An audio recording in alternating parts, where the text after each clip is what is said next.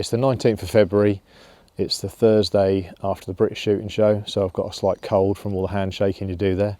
We were going to go and sit in a little ground hide down a rhododendron ride and see just what came across the ride, but I spoke to the estate and they said no one was down there tree planting, but obviously when we drove down there they were, so we've had to change locations.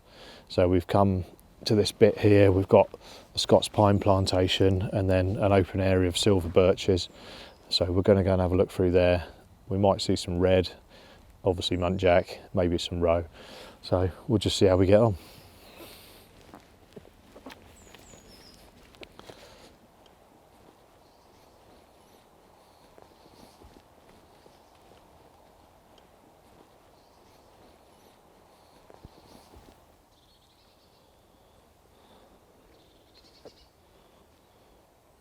So I'm just looking through from this piece of wood into this Scots pine plantation, just looking across a chicken unit field, and just make out a few heat sources with the thermal, which could be red deer, but I can't see the binoculars yet.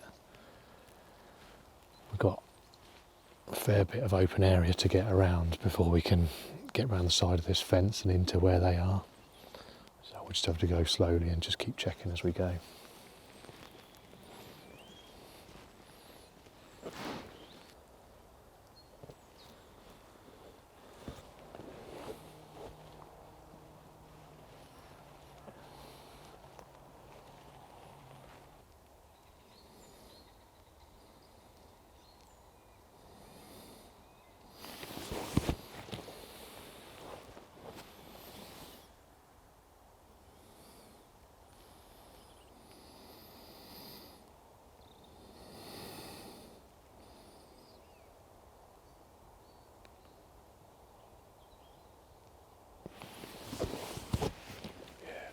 I can see them now. It's just a couple of muntjac.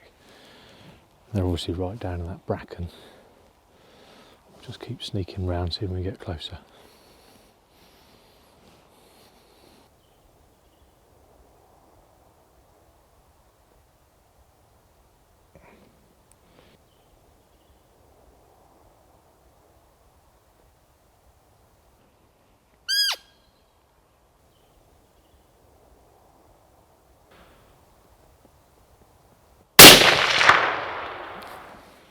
Good, that's the first one down. It was either a muntjac doe or a young immature muntjac buck. Just give it a couple of minutes, let things settle down again, because there was definitely a couple of heat sources in that bracken.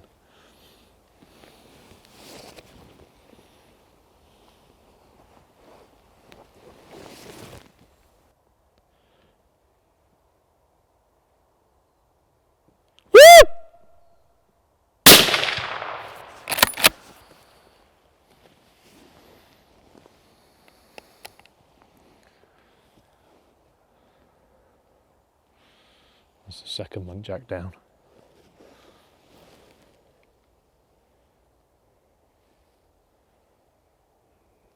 Could be a third one in there, it could just be pheasants in the bracken.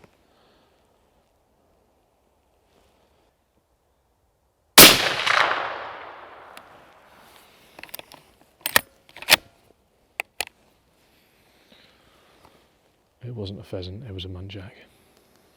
So we should have 3 down, which is good, but any red that are in that plantation, they've probably done a runner by now, unless they're really deaf. Right, pick all these cases up and go and have a look.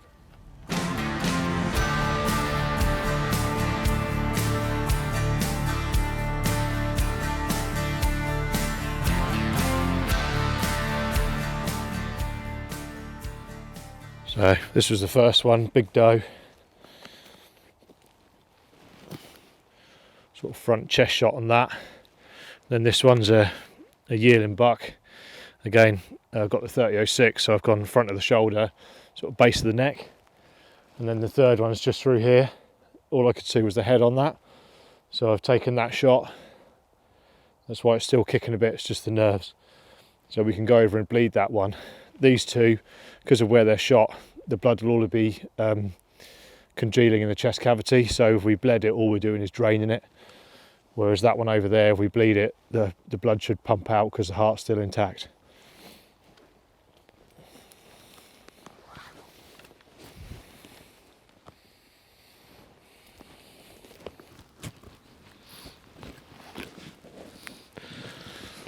Not a whole lot of blood in a muntjac, obviously. It's a bit more impressive with a red deer, but yeah. Remember these headshots, we talk about headshots and obviously we don't take them very often, but when you're taking a headshot, you're not just aiming at the head, you're aiming at the brain really. Should just call it a brain shot. So obviously between the eye and the ear, and really you want to take the top of the skull off more than anything. I'd always recommend, you know, unless you're really confident and the animal's stood in the right position, stick with a chest shot. The trouble with headshots is the animal goes straight down, which is great, but you can get overconfident doing that, and then before you know it, you've messed one up, and it's obviously going to, you know, die an unpleasant death. So yeah, stick to chest shots ideally.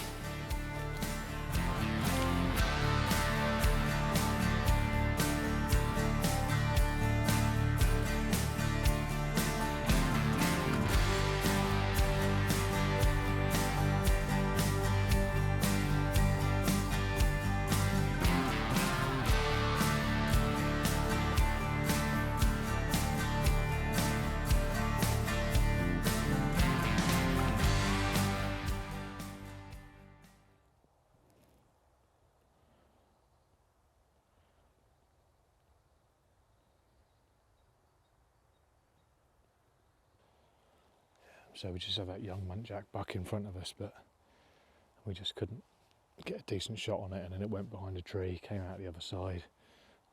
Adam lost it for a minute, so it eventually saw us and went away. It wasn't too alerted, so we'd just be quiet. We might pick it up a little bit further in front.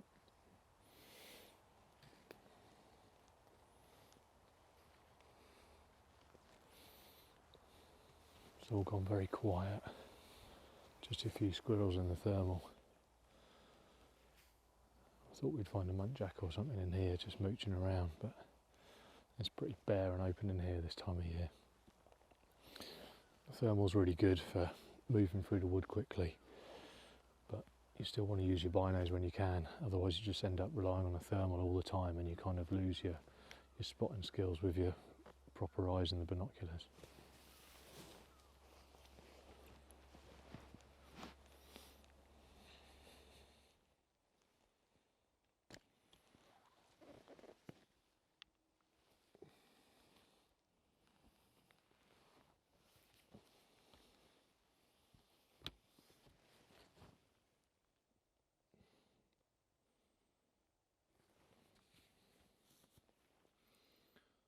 Got a muntjac sat down about 40 metres away, but it's in a load of brash. Just can't get a clear shot on it at the moment.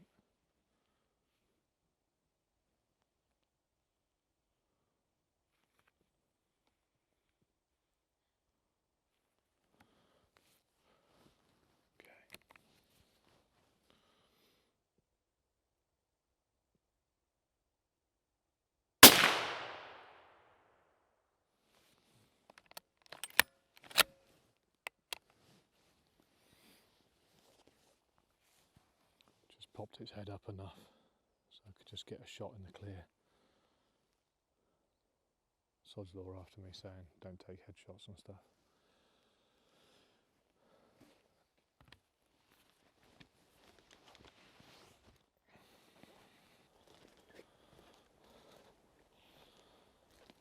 Yeah, so it was laid just in these branches. At first it's had its head down, so I couldn't get a clear shot on it, and then it put its head up. So yeah, just zapped it straight between the eyes.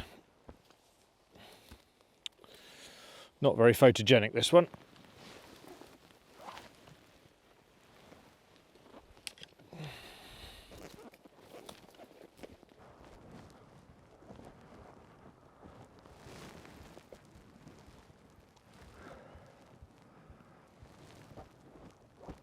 we'll leave that one there because we can drive into this area and pick it up. Just walk up here to the gate, go through here, cross over this field, and go into that other bit of wood, which is where we started off, heading back round to the vehicle. We might get another one if we're lucky.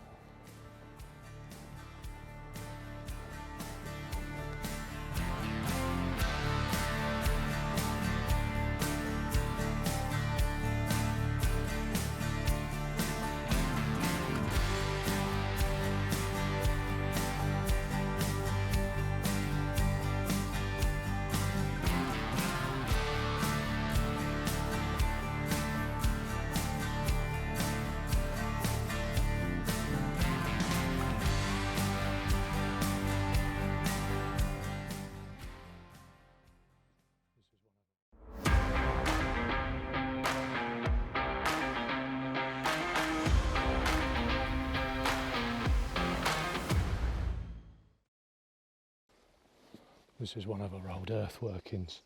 So in the old days they were extracting flint, sand and gravel from here and other places on the estate. The red deer in particular, the calves like to run up and down it, playing in the autumn. There's been a fair bit of activity in here, but they don't tend to sit in the bottom. They usually hang around on the edges, so we'll just have a look up over the top here, see if there's anything up there.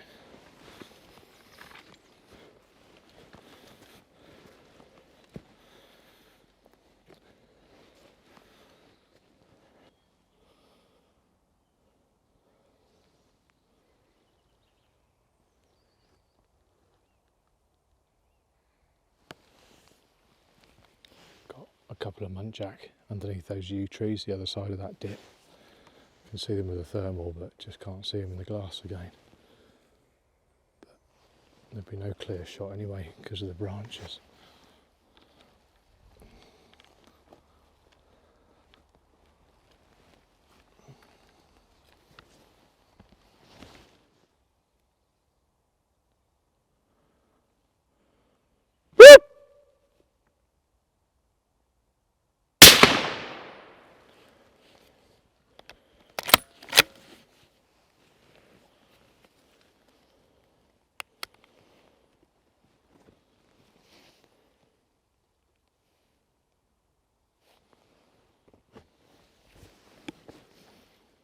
Cool, just got a bit lucky there. Saw a couple in the thermal down in the bottom in this dip.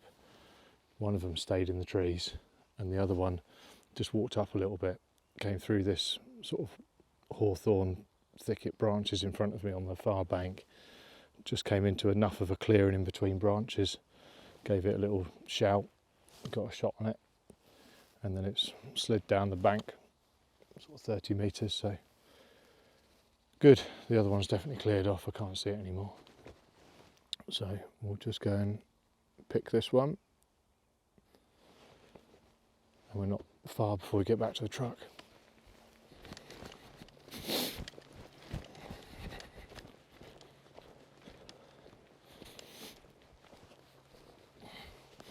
The only hills in East Anglia are the ones that they dug.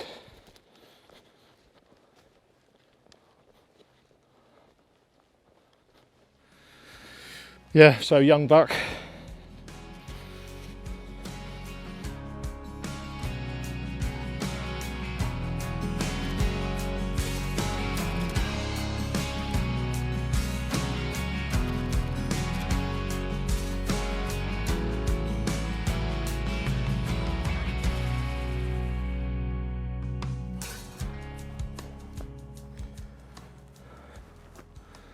Good, so that's 5 down. 3 just over here, 1 in the field the other side, and obviously this one from in the pit. So we'll go and grab the truck, get all those picked up.